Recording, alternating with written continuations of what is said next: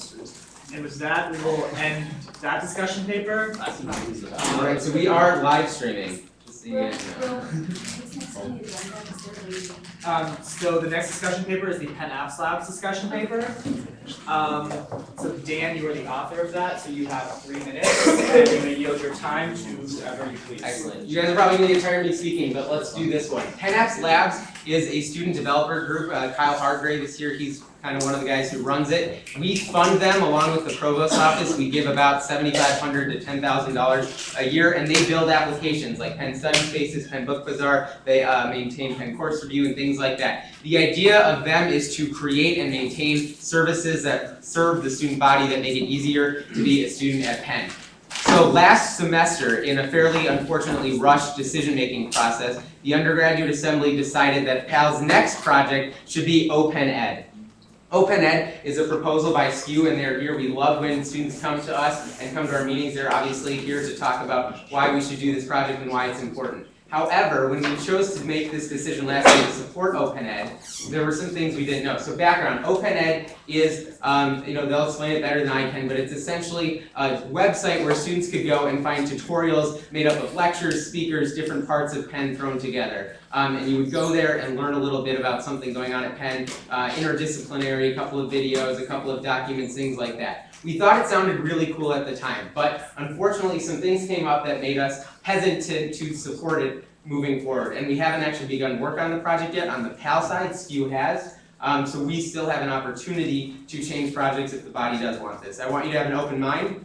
But me and Will, who serve on the PAL Advisory Board, in addition to our publicity director, our technology director, and the Penn Apps Labs director, are very strongly in support of allowing for a change of project because of the following. So first is we are concerned that it doesn't actually have wide student impact. It's a great idea. We're not sure that students are going to use it. And for me, it's a simple question. Do you see a lot of your friends going on a website and taking additional lectures and seminars and courses and tutorials, even if they're cooler than classes? Because I honestly can't see my friends, or at least a significant number of them, doing that, and PAL has to do that. And additionally, we're concerned that it's not a service, so it's not actually a service. It doesn't create value for students, but also that it wouldn't be used. And the people who might be likely to use it, alumni, prospective students, etc., perhaps we can fund this through a different group, and I think there are opportunities that have yet to be explored. Penn Apps Labs now has actually issued a technological concern that the project is too big for them to handle after looking at it over the summer. They didn't realize this last semester, they realize it now. It's unfortunate that they realize it now, but they do. So this could balloon. We don't actually have oversight of the development as new ideas come forward. There's ongoing maintenance that we didn't know about. I just actually found out today that they like a lot of ongoing maintenance, which I agree would be important if we choose to do the project, but that means it ties up Penn Apps Labs resources down the road as well. There's also, PAL isn't really excited about this project and they don't think it's going to work. They think other groups should do it. Third is, there are a lot of resources that do similar stuff, and SKU's going to tell you that it doesn't do everything that they want to do, and I agree with that, but a lot of the main stuff that we're trying to be accomplished can be accomplished by some of these platforms. As an example, Penn has already jointly invested $3.7 million into Coursera, which is an online learning platform. And so not only is it Coursera, but Penn's going to create a website that includes lecture videos, future non-credit bearing courses, and Coursera lectures. So it's kind of, Penn is already creating one of these services. And even the functions that are missing from Coursera, hopefully we can incorporate, are seen as non-critical. So that's 10 seconds. The process was a little in trouble. We're trying to fix it by getting more student input, moving forward and amend the Constitution so this process doesn't happen again, so student groups aren't left out in the cold when we want to change projects. But we do strongly feel that this project does need to be changed to serve the students. Open it to discussion. Okay, with that, I will open it to questions first. So please, if you have a question, raise your hand now. I know we have one on the list. Do we have any more questions right now? Eric, is that a question? Okay, so the first question goes to Josh. Josh. So just for clarity, as it's proposed right now, it is accessible to non-just Penn students? It would be a website, Okay. yeah. Thank you. Is that wrong? No, it is correct. I actually draw objections more with other things that you stated within your presentation. Okay. Can we go back to the comment section? Yeah. Okay, questions right now, and we'll open it up to debate soon. Is that a question? Yeah. Well, Eric, you were next on the question list. I mean, just for clarity, I'm a bit confused. So if we switch away from this OpenEd thing, What would we be switching to? Right, so that's the second part of the question. PAL is really excited about engaging students more during the process. What happened last year is a few groups, like SKU approached us, I had an idea for a school calendar, and I think there was one other. And so there really wasn't a lot of idea generation. It was what we already had, and then we voted from that small list. We're gonna create, there in the middle, the user voice. Is somewhere there. User voice system for future projects. So starting probably next week, if we get your go-ahead to change projects, we're going to issue a call to the student body and say, please let us know about your projects. We're going to publicize that. They're going to be able to upvote, downvote. They're going to be able to comment, critique, give concerns. And then on Sunday, we'll bring it back to the body and say, here were the many plethora of ideas that were generated, and now let's pick one. So to engage students more in that process, because I agree the process wasn't great last year, and that's, I think, why we're seeing a lot of people upset about this. Okay, Nikolai, next question. I just want to know, like, how, like, where is, like, is this a funded service? Like, where's the money coming from? And like, does it currently include an actual amount of money to actually have like PAL look after? Like, would PAL be able to actually support it in the current time frame, or would we have to add more money to actually upkeep it?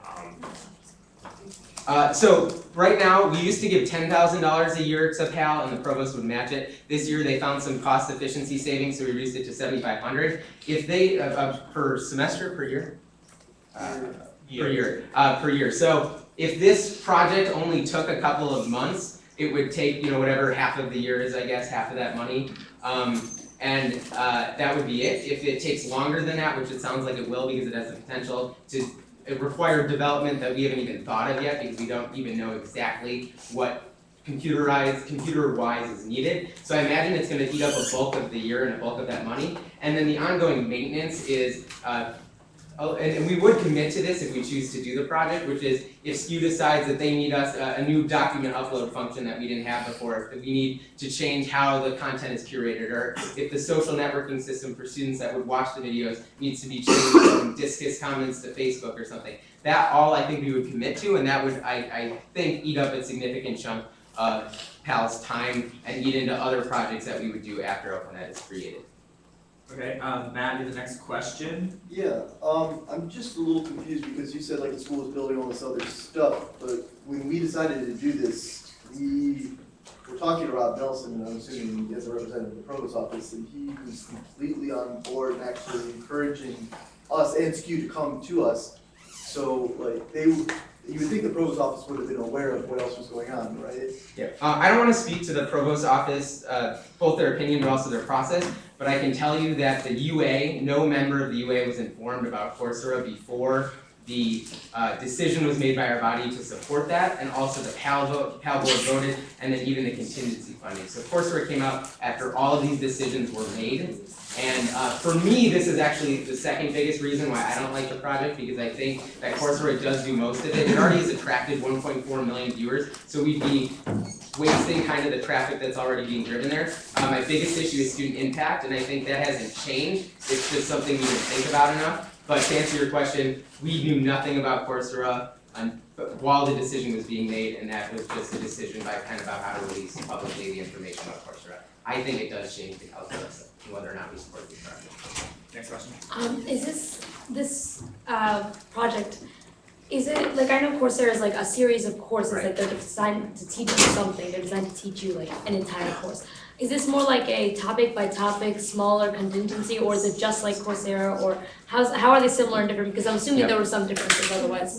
There is absolutely a difference, and I'm sure they'll talk about it more when they speak, but the difference is Coursera right now is mostly focused on courses, 6 to 12 week, you go online, you watch the videos, maybe you do some assignments. It's all optional though. And this would be, there would be no homework assignments attached to it. They wouldn't be single unit lectures. There would be videos pulled from different parts across campus, different things connected into a tutorial. Again, something that I think is pretty cool, but not something I think would be widely used, and something that is impossible to include on Coursera. I think, personally, I haven't spoken to them, and I know Sewell mentioned this as well, but I think Coursera would be excited about incorporating this type of non-class credit, non-course component into their website, but I don't think it's something that students would go to at least more than once. Okay, so the question and answer period has expired. However, if you have a question from this point on, please raise your pink card. Please don't raise your pink card unless it is for a question. That way I know I can put you at the top of the list. I'm gonna start the comment period, and Skew, you've had your hands up for a few times, so you guys have 3 minutes. Scott, I'll give it to you. You can yield to either of the other two for 3 minutes. Great. First and foremost, I apologize for not bringing more actual things to show you to this meeting. This was something that I was told I needed to come to hours ago. What I want to state is that Skew has been working on this project since the last vote, very diligently towards a mutually agreed upon goal between Penn Apps Labs and ourselves. We have worked quite extensively to build out the vision for Open and to make sure that we talked with university-wide stakeholders consistently throughout this entire process, which Penn Apps Labs was aware of, as well as the UA. We have spoken and presented Penn Apps Labs to the provost, the president, all of the deans at the Council of Undergraduate Deans, WAB, we have spoken with EDAB, we have spoken with DAB. We are meeting with the nursing school to create a more formalized agreement with this. We have met with over 20 professors, all of whom have expressed interest in using this platform for their own classes. We are speaking with the theme year to incorporate the theme year activities, as well as the possible theme year book for next year, which will likely not be a book at all, it will be a recording, into Open, and to have all these things hosted on the Open platform. We're also looking at ways that we can sort of take different multimedia aspects from around the university that students do use and create sort of a more centralized location for these things. What I want to state is that I do draw personal objection with the belief that it has no bearing on the students and the lives of the students. Skew has been working on an initiative like this for over 12 years, and we have done many different things and many different focus groups talking to students about these things. Repeatedly, there has been sort of a need for this, and we've even had a focus group specifically about Open, where we received really good student feedback. And I wish I had actual notes to show you from that. Additionally, every single dean has signed off on this and has expressed support, as well as the provost office. I know that when this decision was made, and sort of the decision to bring this topic up caught Skew extremely off guard. I think it caught the provost office extremely off guard, because we are months and months into pushing this project forward, and we are more than committed to seeing it through to the end. We have a very clear plan for how we're going to do that, and we'd be welcome to expand upon that at any length. Okay, with that, we will next go to Penn Apps Labs, Kyle. Okay. So yeah, just to like kind of lend some of Penn Apps Labs' specific perspective to this. So we brought this to Skew and UA at the beginning of this semester, largely for the reasons that Dan said. We were concerned about 2 main things. The project issue in terms of the project, and that's like scope and the the student impact and how those relate together. So our like actual purview, for those of you who are newer and less familiar with us, I have our constitution here. So our job is to create, maintain, and distribute student-led projects that serve the needs of a vast population of the undergraduate community. And so basically, the concern with Open Ed is that it doesn't meet serve vast needs of the population within the undergraduate community. And that at the same time, the project scope has the potential to get really out of hand, and so that it would be something that labs would find itself tied up with for a long time when there are other more pressing needs in the student community. And so this worry, I guess, of it just ballooning out of control. So that's why we brought this up. Skew, I think, is understandably upset with the kind of timeline for this. That was the other big thing that I think was a problem with how we're doing things, and we want to change. And that I don't know if you guys remember the meeting last year, but it was very much like an 11th hour meeting. We had to move into Harnwell because it was the last meeting where we could discuss this, and it was because of this 1 project per semester goal that we had set for labs. So the proper due diligence, on our end, and the time to really digest and dig in, wasn't there, and we want to change that going forward. And I'm sorry that it's coming up at this point, but it's just at the end of the day, from our perspective, it's a concern of, we have a limited amount of developer hours, and how are we using them to best serve the students? So that's just kind of to add, my voice to it. I guess I just say so. Okay. So Matt Rosenberg, you were the next comment. Yeah, that's rough. Okay. Christina, is your hand up? Okay. Dave, I got you, you're on there. Gabe, you're next. Yeah, comment on this is very simple, you guys know what I'm gonna talk about, and I'm not kidding you.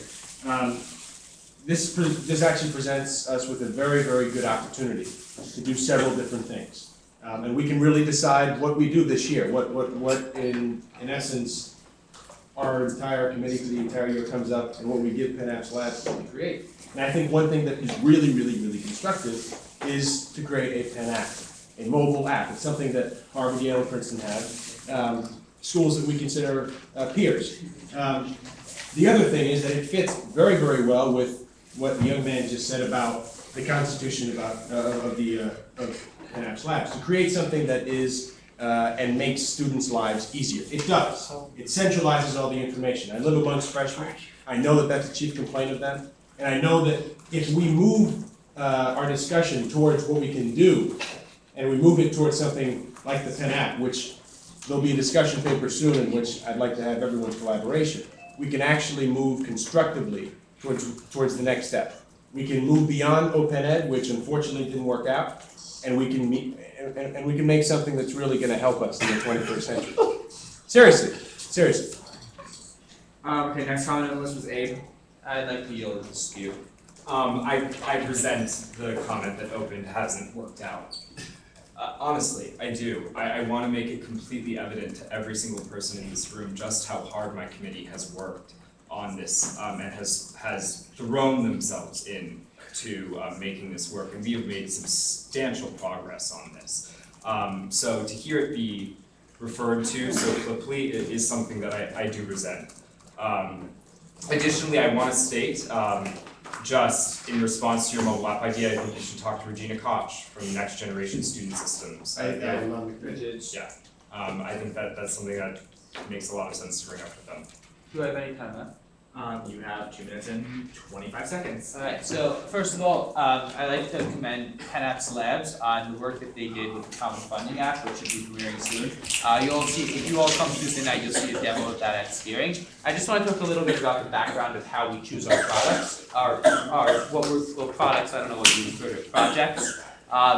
Penn Apps Labs has a 5-member overseer board. The UA controls 2 of those seats, that's Dan and Will. So Dan is whatever he wants, he could vote for. Will basically vote for whatever we tell him to. The other 3 seats are held, 2 by the provost office and 1 by computing, ICS. Historically what happened in the spring is we voted on a project. We voted for this project, the provost also supported the project, OPEN, or whatever it was called then. I'm not exactly sure how we go about changing the project. I guess this is turning into a question, if Dan could talk about how we change it, because we only control 2 seats, and what's going on with that would be great. Absolutely. Penn Apps Labs Advisory Board was created to advise Penn Apps Labs on what they do, so they don't even actually vote on that per se. It's me and Will from the UA, it's Karu Kazuma from the Office of Student Affairs, it's Rob Nelson directly from the Provost's office, specifically in the Education Department, and then it's Jim something from the ISC, Information Systems and Computing. Most decisions by the current constitution require 4/5 of a vote. This was supported at the end of last year, again, before a lot of this information had come to light. The process by which we would change it is simply to re-vote. The Penn Apps Labs Advisory Board will be meeting within a week or 2, and that's why I think it's important to have this conversation now, both before the meeting and before either project would get underway or before we lose too much time. But it would be as simple as voting. We have briefly spoken to both of those offices, and they do seem willing to at least to entertain the conversation. I don't wanna put words in their mouth, but I don't think it would be difficult if the represented branch of student government came forward and said, our priorities have refocused on student engagement and services that work for students. I think it would be a relatively easy process to change the project. Okay, the next comment is Eric. I feel like Open Ed is a great project. Like I remember last semester during discussions about it, it seemed like a really innovative idea, like something that would definitely benefit Penn, not only now, but for many years in the future. Except I feel like there's definitely a lot of great projects Penn is working on. And like this project, as it's been said, is of primary benefit to say like alumni, to non-Penn students, to a lot of people around the world. But less so towards Penn students themselves, even if there's a small benefit. And so I feel like, of course, the university will support this because I mean it's a way for them to like suck some money back into their revenues to use on their own projects. So I feel like they could easily find funding from some other source to just like, I mean it's what, like $15,000 last semester, and so it's that kind of money is lying around everywhere for big projects like this. And so I feel like definitely the whole purpose of Penn Apps Labs is to develop usable, short-term projects that improve the lives of Penn students. This one will definitely improve Penn's image in the long term, but I mean, will after one semester there be any benefit for Penn students? No, there won't. After a year, maybe not even, or even after like 5 years. So I feel definitely we should look at more ideas that have a direct effect on Penn students' lives, like that Penn app and other innovative things. And so I feel like this definitely should have a more in-depth discussion. Great, now you have a question? I do have a question. I've been hearing a lot of things about Penn Apps Labs saying they want to do this and like students put a lot of time into it. I'm actually curious to know from you how much communication you guys have had with Penn Apps Labs and like why I'm hearing from the UA all of a sudden that Penn Apps Labs says they don't really want to do this anymore. Yeah, I mean, I'd kind of like to know that too. The fact is, we, after our meeting last year, we met, and the decision was to support Open. We met immediately with the Penn Apps Labs team and discussed with them sort of what we wanted and outlined for sort of the service that they, that we ideally would want to create. They said that it sounded feasible, that they go back to the board to discuss it, and at that time we also discussed sort of what SKU's next steps were going to be. We met multiple times throughout the semester, and culminating with something right before the end of the year, where we sort of expressed that we were going to be working on it over the summer. We did work on it over the summer. We sent them an email, kind of checking in, and then created another meeting at the beginning of this year in mid-September, where for the first time we heard these concerns. Another thing I want to keep reiterating again is that there's this assumption on the table that Open does not have an influence on students' lives at this campus, and I want to disagree with that and refute that, specifically through the ways that we've talked with professors about how it can be integrated into the classroom here at Penn. There's a lot of assumptions being made from information that you've been given for 10 minutes. And we've been in conversations with this for years, literally years. I have worked on this since I was a freshman. We have talked about this with the Provost's office for years. They understand the idea. They think that it is still worthwhile even considering Coursera. And I would urge you to realize that how much information is being left off of the table in this decision. And I really do wish that this timeline provided me the opportunity to discuss this more in depth with all of you. Ernest? Yeah, thank you. Basically, I don't think, I guess since everyone's tiptoeing around whatever, I don't think that you guys, I don't think that you guys are not necessarily not doing good work, but I just think that this project is obsolete to what we're trying to do. I think that, it's unfortunate that you guys have worked hard and whatever, but I think that it's become a burden for Penn Apps Labs and what they're trying to do. They're just starting up. They have a few other assignments, they have other projects. And then I think that this project is not as lofty, not as up to speed and up to par with what their needs are and what their demands are for their group. And I think that will be a burden for them and the members of their organization to have to contribute so many extra hours of stress trying to do this. I don't necessarily understand or know all of the other projects they have, but obviously have other interests in a direction that is more demanding and rigorous and needs their time. It's very unfortunate that this has happened because I do think that you guys have put in a lot of work in your projects, but I still find it a little bit not necessarily in the direction that they want to go. I think that it is a little bit sad that they were convenient enough to respond to your needs and respond to what you guys want, but at the end of the day, it is a two-way street in a relationship, and if both of you guys and both of you groups cannot work something out, then obviously it must depart. And I mean, with Coursera and other faster, more grabbing, interest in, it's just really the race of the horses. And what I mean by that is like, hey, Android, and iPod, we just can't keep, the Android phone if there's an iPhone 5, coming in the way. It's just how it is. And so I guess my best advice to you guys would be probably to find other funding from other groups, reach out to them. You guys obviously claim that you guys have the support and the backings of other professors and things, and I don't think if that's the case, and if you guys are that relevant, then you guys can find funding or find sources elsewhere. But I think that to push and try to somewhat force a relationship with Penn Apps Labs when they sincerely are showing a disinterest, I don't think it would do anyone any good. Dan? I'll just, Okay, Abe? So I guess, I know we've spoken a little bit about how, they could go to other funding sources. I mean, we did hear that they've been thinking about this for 12 years, so I guess other funding sources aren't that forthcoming. Not to get into whether an app or OPEN is the best project, I do think that we had made a commitment to this, and that should mean something to us, and that we shouldn't just abandon that. Now, so the idea that this doesn't interest us shouldn't count for much. What should count is whether this is not technically possible, which I guess I'd like to hear more about. If I'll yield my time to Kyle to talk about the technical difficulties you run into, because that's what I see as the major block to doing this. So I guess I would disagree with what you see as the major block, but I can speak to the technical difficulties. It's not that I don't think that we could accomplish this, it's that the time it would take to accomplish this, I think, would not be proportional to the impact it would have. And Skew can outline, I think, more accurately and in better detail what the service would look like. But the aspects around like generalized uploading of content, so we want to be able to post videos, any kind of audio, PDFs, PowerPoints, like notes, right? So that's a non-trivial task in itself.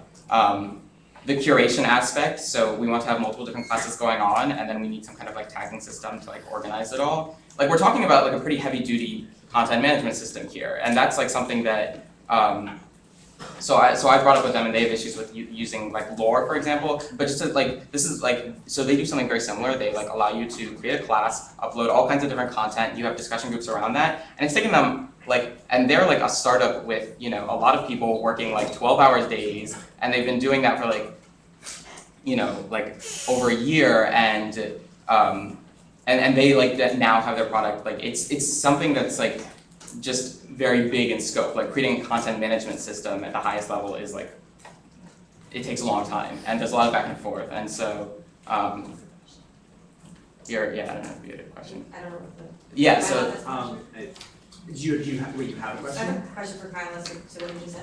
Just directed towards the authors, so just, yeah. I'll yield to Kyle. Okay. Okay, so my question is, explaining all these problems with the content management, why was that not brought to our attention when you were originally presented with our idea? well, so like we were aware of the fact that this would be a large undertaking. I'd say the biggest thing was that, so the timeline after we had talked about like the initial open-end discussion, we sat down with Scott and Michelle soon afterwards and did some kind of like basic initial like wireframing product planning. And I think, I mean, and correct me if I'm wrong, I probably told you guys then what I'm saying now, which is that like this stuff is not technically feasible. It's just, it's not trivial and it's big in scope.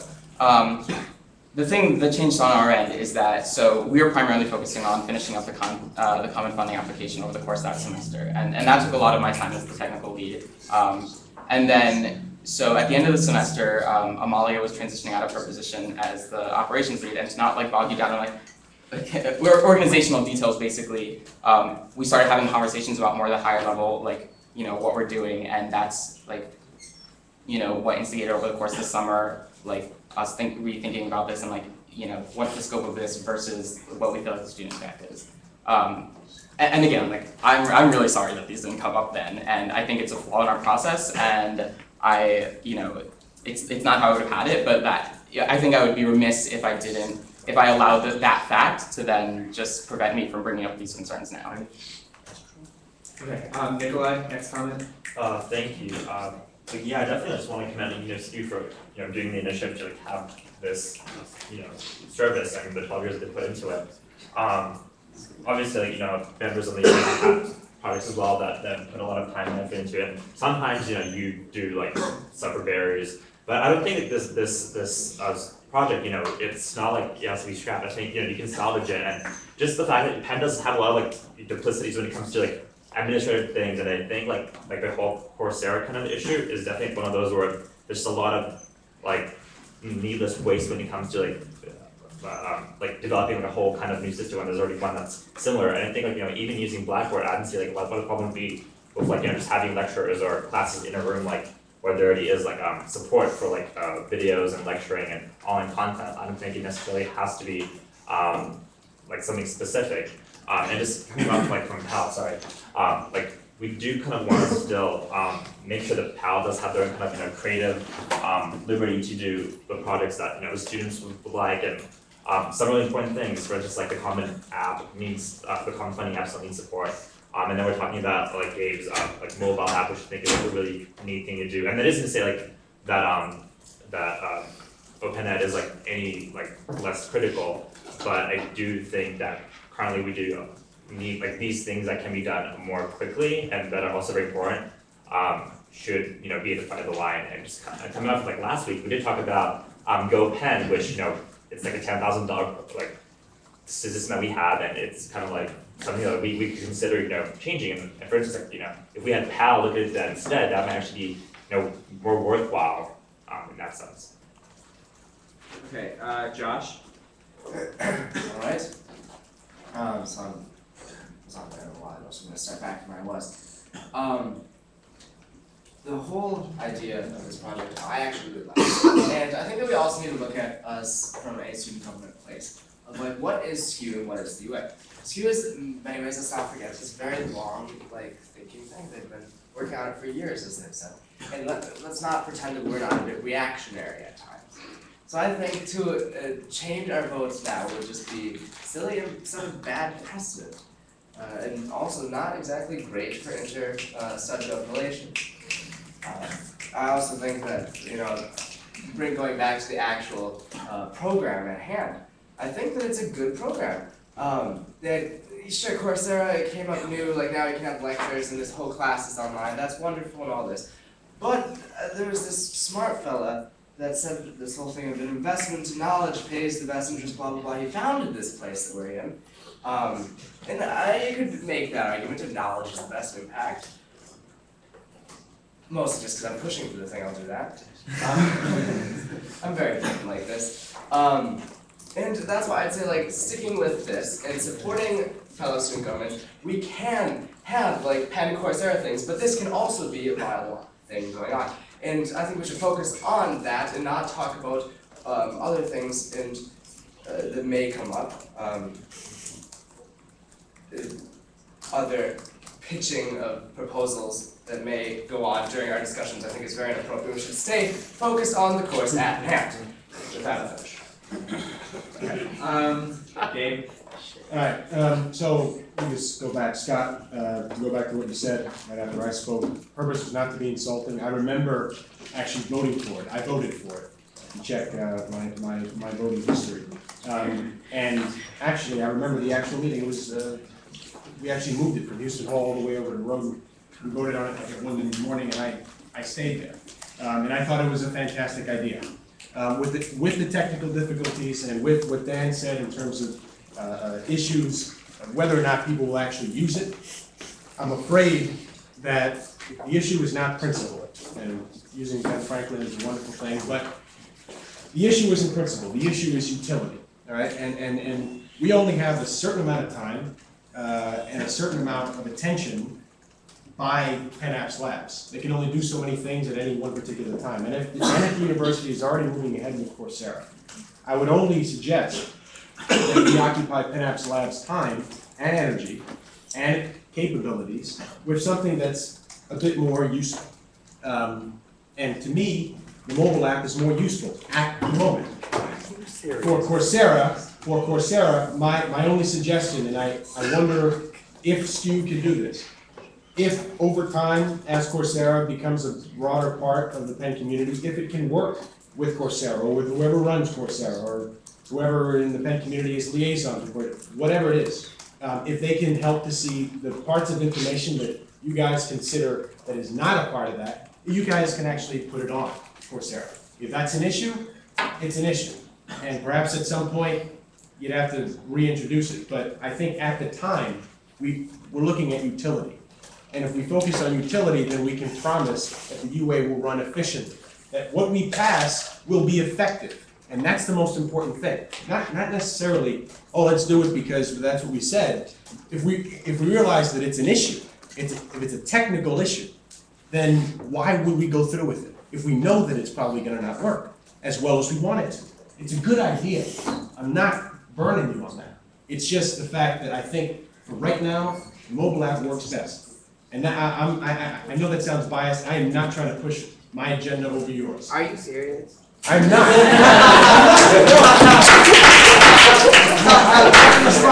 have to respond to that because that's an open accusation. I am not pushing, no, seriously. I am not pushing my agenda. I stand firm in the belief that what we're doing probably isn't as efficient as it probably could be. And so I believe that this other project can be more efficient. You know what, if you don't want to go with the Penn app, the hell with it. If you hate me, fine. But find something that's more useful, and I will vote for it. I will stand and I will argue for it. Right now, I don't think that this is as useful as it probably could be. And that's my point. Okay, I would like to briefly interject. I can put you on, you're on the list already, it's long. Yeah, I have a question. Okay, it's a question, just let me, I can just say something very quickly, then you'll be next on the question list.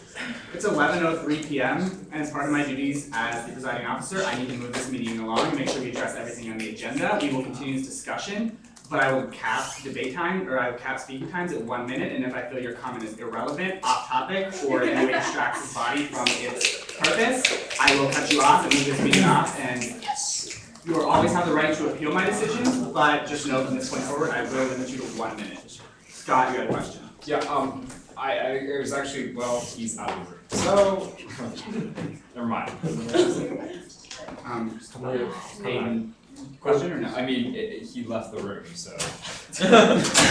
Hayden, you were next. It feels a bit interesting having to follow up that spectacle, but in general, the thing that I'm concerned about, especially with regards to this Q project, is right now we're not looking at a specific market that could actually be applicable to this, and I can actually name several. It's my understanding that Coursera is something where you have to go through a process. You adhere to a course and you take a course, whereas in this, you actually just can shop around essentially. It is the perfect, basically, platform for the Penn student might call himself an everyman. Who at Penn might call themselves an everyman? Well, for example, the 81 people in my integrated studies program who are specifically trying to search where they can look for specific detailed information without necessarily having to go in depth. The Viper people, looking at a combination of energy research and biotechnology, looking at LSM, looking at anything that has to adhere to Penn's principle of integrated studies and integrated curriculum. I think this is actually the perfect platform to pursue that in theory. The one thing I must have to say is that it does look like through feasibility, it might have to be downsized. However, at this point in time, I would severely challenge the notion that it doesn't have a principle that adheres to Penn students because there are markets that I can specifically name that work directly with this proposal. Okay, Dan? Yeah, so I think a lot of good stuff has been said. To move on to the resolution, we'll have to ask some questions. But my concluding thoughts are this. First, I think we can all agree that the decision made last semester with a different UA was unfortunately rushed. It was a bad process. It hurt you guys. We can be sorry about that, but in my opinion, the problems with the process shouldn't allow problems with projects to continue. Second, I think this project does have value. I think 81 integrated studies program students would like to use it. The question is it value relative to other projects? Is it worth $10,000 of this semester's student money and then continuing projects? Is it worth going against the advice of the developers who Penn Labs who said this is a project they both don't want to work on from an enthusiasm perspective, and also don't think will be feasible at a minimum to accomplish within the semester, which was the originally agreed upon timeline. But the biggest thing is, this is up to you guys. That's why I had a discussion paper instead of me and Will just coming to ask. If you think that this is the best use of student money, if you think that you can see your friends and yourself going to this site repeatedly as soon as it's up, which hopefully will be soon, and using it and sharing it and doing that, excellent. Please vote for that. But if not, if you think there are other opportunities to do a better project, look at that. I don't think the most important goal is to follow up on something we agreed to last time. I think it's to pick the best project. That's how I work for students. And I think we should answer the questions that were straw polled, so you'll know what to do. Straw poll.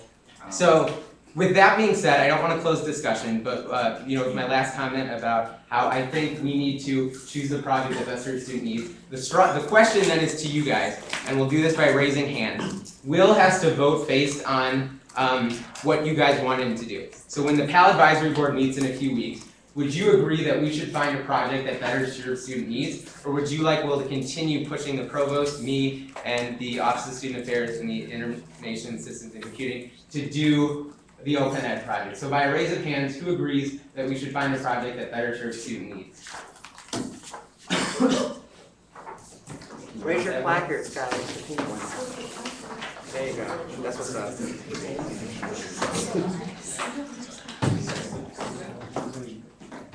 Hey, can you please sit down so I can count the votes properly? I'm just gonna get my blackboard so you can count them properly.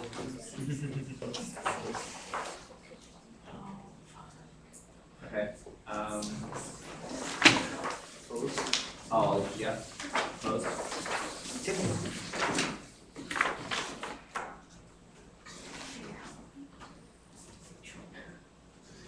Okay, and abstentions, this is straw poll, okay. Okay, so just FYI, one, that does not close debate. There's still a list. That was Dan using his privileges as an author. Two, I will take those into account at the same time. I hold that seat by virtue of the speaker position, and when I was elected to be the speaker, I was also elected to execute those duties independently, so while I will obviously always take what the body says into account, just be aware that on that committee and on any others, I always will exercise independent judgment unless a formal resolution is passed, which this is not. Again, that does not close debate, so unless I have a motion to close debate, Joyce, we're the next speaker. Let's incorrect. The speaker actually has to follow what the body says. It's not bound by a resolution. That's how the Constitution. We'll look into that from the rules. Okay. Motion to end debate on the issue. We have a motion to close debate, which needs a 2/3 majority. All in favor of ending debate, please raise your placards or hands. Can I make a statement? There's in any way, in any capacity. Go ahead. Stu's been working on this for much longer than any of you have or any of you have been thinking about this.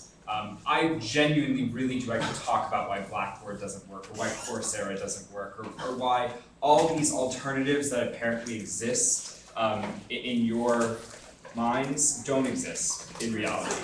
Because we have put in the time, and we have put in the thought into understanding why this is a useful project. To hear UA members who have really only put 2 meetings worth of thought into this so far call it that you need to be doing something more useful, to me seems like something that is based on no fact, no study, and no understanding of this topic. I personally believe, and I'm personally really proud of the work that SKU has done on this. I believe deeply in commitments, in personal responsibility, and in not only standing up for what you believe in, but following through with what you say you're going to do. We have followed through on every single end. We have put ourselves out there, we have spoken with administrators who also agree that we are useful, that this is useful. And I'm sorry that this presentation didn't convince you that open is useful. In fact, if I saw this presentation and I were in your seats, I would think it was useless too. And unfortunately, I had no say. in what was presented here. I was not consulted. And that is the fact of this matter, and I do want to go to StudGov relations here. We were not consulted throughout any of this decision. And I do urge you to consider how your actions reflect on your body and how your actions reflect for PSG as a whole. I stand by Opened. I believe in it. I will be presenting to the Provost's office about why I think this is an important project, and I'm going to be voicing all of my concerns there. But most importantly, I hope that you respect what these people have done, because it is a ton. And they have put themselves out there for this project and have worked tirelessly. And I'm deeply sorry that that their work might be thrown out. So that's all. Was there a motion to end debate? Yes. All in favor? No, is there a second? Second. All in favor, please raise your hands. All opposed?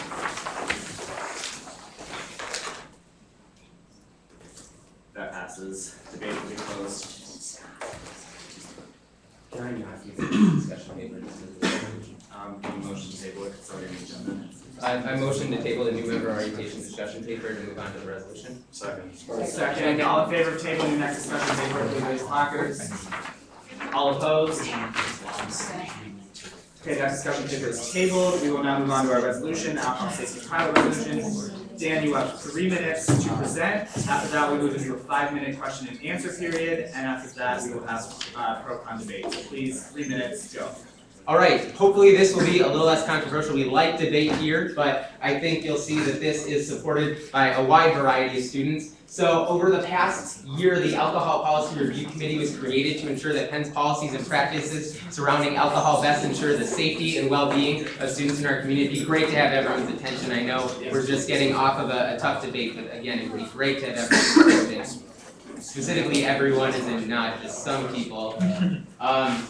This committee was created. It included people from the Division of Public Safety, the Office of Alcohol and Other Drug Initiatives, the Office of Fraternity and Student Sorority Affairs, as well as these student members, all of whom unanimously voted to endorse the recommendations that we will be voting to endorse tonight. So, why will we create the Alcohol Safety Pilot Program? The APRC determined that existing safety measures for registering an event on campus, the student group saying we would like to host an event with alcohol on campus, meeting university guidelines and registering to follow their policies, have in fact successfully increased safety and reduced alcohol-related medical incidents from on campus. The same cannot be said of what has happened off campus due to different requirements for security and safety and alcohol management practices. The APRC identified 5 key goals. These are the reasons that we're endorsing the pilot. The number 1 priority is to increase safety for all Penn student groups. This pilot is being endorsed by the university and hopefully by the UA for that reason, to increase safety. Second is to increase use of on-campus party registration because the evidence shows that it's safer. Third, to reduce costs for student groups because the evidence shows that will encourage groups to use on-campus registration.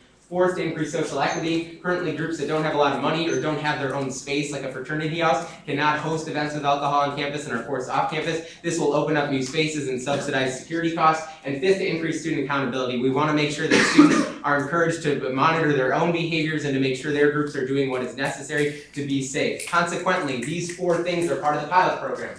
First, on-campus space. We're going to find new spaces where undergraduate student groups can host events with alcohol. Again, they have to be approved. This is spaces like, these aren't approved yet, but we'll look into spaces like Houston Hall, the Hall of Flags, Bodek Lounge, the LGBT Center, perhaps the basement of 1920 Commons, and different spaces in the college house system. Second, security. Costs for security will be subsidized through a security fund. This will be in part funded by the Vice Provost for University Life. They're going to put in the majority of the money. The rest will be funded as a student commitment by the UA, the Interfraternity Council, and the Penn Hellenic Council, which is the sororities at Penn. So just so you know, we will have to contribute funding. This was committed. Third, we'll have a tiered party structure, so limited events may have mixed drinks for over 21. Finally, we'll have a student accountability event review board. This is a 1-year pilot to be assessed during the year. I encourage you all to support this to increase student safety. Okay, so we move into a 5-minute question and answer period. Please don't raise your hand right now if you have a comment. This is strictly for questions. So questions. Gabe. So there's a part in the number 2, I guess, clause of it, Yeah, it's security. So where did the $10,000 come from? Where, the number I just made, or the? The one that's on the bottom of the security. Yep, so that was, the Alcohol Policy Review Committee thought that is an estimate of how much would be needed to fund 1 year's worth of events. I forget the number, but it was kind of estimating a certain amount of events per weekend times the number of weekends over the pilot's duration would require this much money, and then that would be funded by the groups I listed. Okay. It's not an exact number, we might need more, and we might have to allocate more, and we might not use it all. And would that come out of the UA budget? Or? That would be a decision of the Alcohol Policy Review Committee, what they recommend. My recommendation is to meet the commitment that we were committed to when our member on the APRC endorsed the recommendation, which was Tyler, and then me, which was like one third of the total fund. Christian? Can you speak more about the age restrictions This or? is a question, is this a question? Yeah, I mean, what are the age restrictions for different? I got you. So it's the same as legal. We are not, we are keeping in line with university policy. We're keeping in line with federal and state laws regarding the sale and consumption of alcohol. So that's just to remind you that just because you're going to one of these events doesn't mean you get to drink alcohol. But these events will be open to students of all ages, and that's where the security come in. Like current on-campus registered events, they'll still be IDing and wristbanding. But the point of the tiered party structure is that if you're having a limited event, say where you know who's going to come, you have a guest list, maybe it's UA members plus each of us gets to bring a date or something like that, that would be, if we knew who was coming, that type of small event where we can control the flow to the bar, where there'll be a licensed bartender, that will allow for different types of alcoholic beverages to be served than at an event that's open access. So that's what the tiered party is for, but everything is still over 21, legal, safe, etc. Next question. So, like, whenever alcohol is involved, obviously there are always accidents, with cleaning, with broken property, with damaged property, all that. So who would be responsible for paying those damages? Was the club be responsible, or would the UA and these other groups that are involved be responsible? Again, it would probably, it depends, whatever the current policy on that is, wouldn't change, and I think it's that the student group is responsible. I think they might put down a deposit or not, or at least they would be on the line, if they broke something or left it unclean. But what we do have as part of this is number 7, and it isn't really showing up on that screen, but is the event review board, and that creates a board of the multiple, DART, PAC, FDC, Panhell, the UA, SKU, SPEC, STACS. So all these student groups will come together, and if a complaint ever did arise, if one of these events was ever found to be unsafe, if one of these events did not appropriately adhere to all of the safety guidelines that are required, that review board would meet and hold those students accountable, and that's the student accountability piece. But I imagine if something broke or something, it would come out of the budget of that group. Can I add a point of clarification? So part of our job on this committee, as it's mentioned here, is the student accountability element, is that if someone is actually running an event where there is alcohol, clearly people aren't, going to be more likely to damage something than otherwise. Right. And so the purpose of this is to actually have student group executive members be active members organizing and monitoring the party at all points in time. Because again, if for whatever reason some person who's an attendee does get out of hand and causes problems, it always falls back primarily on the student group. So the point is that if you feel like you can't actually manage your own event, do not put on an event. But this is the opportunity for student groups to actually show the university that they are capable of being responsible adults in managing these events. And if this year is a successful year, it means that the university is much more willing to consider leniency on other kinds of spaces being opened, perhaps giving more money for it, because again, this is all based in the philosophy of harm reduction. So students will do things like this regardless of what the university policy is. So if we can actually create controlled spaces in which this is happening, it's an improvement for everyone, for the university's bottom line. It's an improvement for students' health. And it's an opportunity for student organizations to actually show their peers, you can actually come to our events, and fraternities don't have the monopoly on social events for the weekends. Eric, question? And so, I know you mentioned that there's a lot of people on the committee who represent different groups on campus. And so do you feel that there is a strong sentiment of support on campus for this, like that all these organizations would want to do this and follow through on it? Like to Dan. Sorry, I was changing I can your slide. repeat Say it. that one more time, I'm sorry. Okay, so you mentioned how a lot of student groups were represented on that committee, and so you feel like that there's a sizable market for this, like student groups and students will actively use this. Like, is it something that groups really want to, and once it's opened up, will just swarm to in a way? So the hope is that student groups will take advantage of this. Of course, we're not going to force any student group to host an on-campus registered event with alcohol. And in fact, number 7, I believe, of the pilot program is to continue encouraging student groups to choose other options in addition to or beyond or in place of on-campus registered events with alcohol. We like also a variety of events on campus, including those without alcohol. But we do think students will have this, and that's why there were 16 student members on the Alcohol Policy Review Committee. That's why the pilot program is shaped the way it is, because we wanted something students would use. Because if they're not going to use it, nothing changes. So the hope is that they will. It was designed based on their input of what they thought would attract them to host it, and we'll continue to assess the pilot throughout the year to see if it's working, and if not, what we can change to increase use of on-campus party registration. Great question. So the question and answer period has expired. So from this point forward, if you would like to speak pro, please give a thumbs up. Con, thumbs down. Questions, just raise your hand regularly, and I will again give you priority. Manfred, so you're the first pro. Yeah, so this is the product of like over a year of work. We thought it would be done last year, but it wasn't the right time for the opposite alcohol and other drugs to bring it up to the higher levels in the university. Basically, it's been a done deal for a while. This is us supporting it as a formality to show that there's student support for it. So with that, I would move the previous question. Okay, so I can't, we haven't the previous question quite yet. There needs to be at least 2 speeches, either 1 pro, 1 con, or 2 pro. Are there any cons? Is anyone going to speak con on this? We have Eric, you have the next pro. So I feel like, as John said, this has been the collaborative work of countless student groups throughout the university. It fixes a problem that clearly exists. I mean, Penn students like to, have a lot of different kinds of events, and right now there's a lack of supply for this, which this solves pretty much. And so I feel that this definitely, it's something that has been ready for a long time. Just it's been delayed because of fine tweaking, all that kind of stuff. So it really is a ready to go package. I feel that has a wide variety of support on campus and can do a lot of good for regular Penn students. Okay, Dan.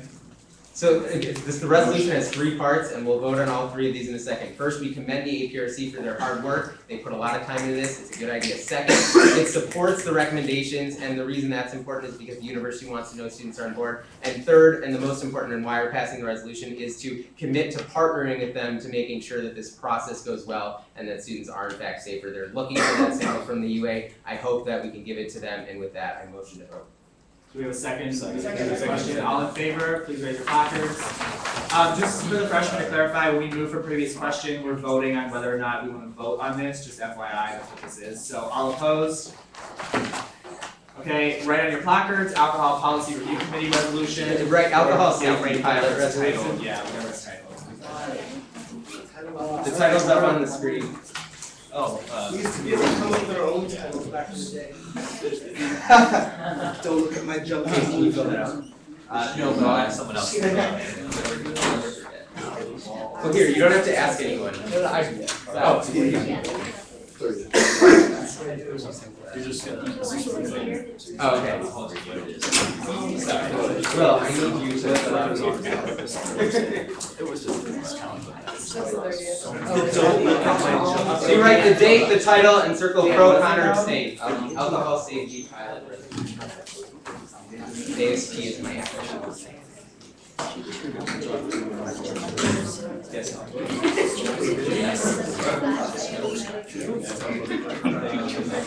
Now we hold them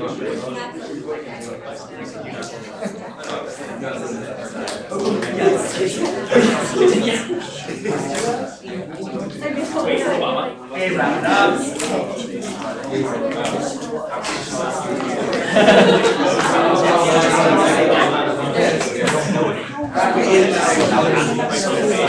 Working on Okay, so now you've hopefully filled out your ballot. Will is gonna call a vote. So if you voted pro and you circled pro, you'll raise it when he says who's voting pro and vice versa. No, that was a vote to vote. This is a vote. That was previous question. Okay, all in favor of this resolution, please raise your placards.